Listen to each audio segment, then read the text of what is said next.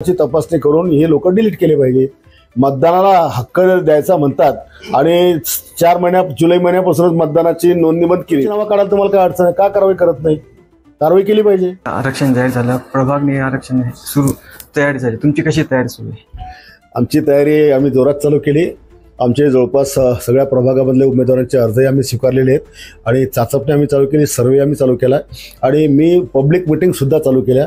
सगळ्या मान्यवर मंडळींशी संस्थांशी माझी बोलणी चालू आहे आणि महायुतीचा झेंडा फडकावा अशा प्रकारची आमची तयारी चाललेली आहे। बुलढाणा नगरपालिका असेल किंवा जिल्ह्यातील मैत्रीपूर्ण लढतीचे संकेत देण्यात येते, आपली काय?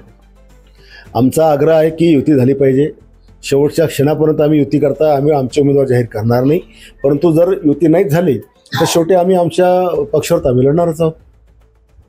त्या बोगस मतदार याद्या जाहीर होत आहेत, आपल्या बुलढाणा नगरपालिकेत सुद्धा 4000 बोगस मतदार आहेत, त्यावरती काय? बुलढाणा शहरामध्ये जवळपास बाहेरगावची म्हणजे महापालिका क्षेत्रातली जिल्हा परिषद पंचायत क्षेत्रातली 4000 नावं ही गेल्या 8-10 वर्षापासून आपल्या विधानसभा मतदारसंघात टाकली आहे आणि त्याच भरोश्यावर इथले निवडणुका काही लोक या ठिकाणी जिंकतात। नगरसेवकांनी देखील आपल्या नात्यागोत्यांची बऱ्यापैकी नावं टाकलीत आणि या डबल नावांमुळे, या बोगस मतांमुळे चांगले उमेदवार जिंकू शकत नाही आणि अनेक मतदाते असे आहेत की आमच्या शहरामध्ये 30-30 वर्षापासून ते शहर सोडून नोकऱ्या सोडून गेले, अजून नावं त्यांची कायम आहेत। 10% लोकांचा मृत्यू झालेला आहे, ती नावं अशीच कायम आहेत आणि त्याच्यामुळे या लोकांच्या नावाने मग बोगस मतदान त्या ठिकाणी होतं आणि निवडणूक आयोगाने मी काल दिनेश वाघावरे साहेबांना विनंती केली किंवा किमान हे जे डेथ झालेत यांची नावं आपण डिलीट करा, डबल नावाला काहीतरी बॅन करा। तुम्ही म्हणजे निवडणूक आयोग याच्यात काहीच हात घालायला तयार नाही, आम्ही काढतही नाही, आम्ही टाकतही नाही, आम्ही बंदही करत नाही, यांनी तर हा बोगसपणा चालणारच आहे आणि त्याच्यामुळे निवडणुकीमध्ये पारदर्शकता आणायची असेल तर या डबल नावांना बॅन केलं पाहिजे आणि जे मृत्यूवरलेले लोक झालेत त्यांना आधार कार्ड लिंक आणि मतदान कार्ड लिंक केलं पाहिजे।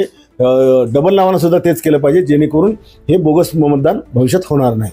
भाऊ, जिल्ह्यामधील किती असे मतदार असतील बोगस? आता जर माझ्या शहरामध्ये ही संख्या 4-5 हजार असेल तर संपूर्ण जिल्ह्यामध्ये हे लाखापर्यंत संख्या असायला पाहिजे, लाखाच्या जवळपास।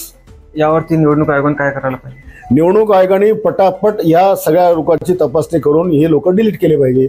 मतदानाला हक्क द्यायचा म्हणतात आणि 4 महिन्या जुलै महिन्यापासूनच मतदानाची नोंदणी बंद केली, म्हणजे जे पोरं आता तरुण झाले 18 वर्षात गेले त्यांचा हक्क तुम्ही हिरावून घेतला आणि मृत्यूच्या लोकांची नावं तुम्हाला काढायला काय अडचण आहे? का तुम्ही तुमचे नेमके रूल त्या ठिकाणी आडवे आणतात? डबलची नावं काढायला तुम्हाला काय अडचण आहे? का कारवाई करत नाही? कारवाई केली पाहिजे। तर नक्कीच हे होते शिवसेना आमदार संजय गायकवाड यांनी आपल्या विविध प्रश्नावरती प्रतिक्रिया दिली आहे। नितीन कानडचे लोकशिवाय मराठीसाठी बुलढाणा।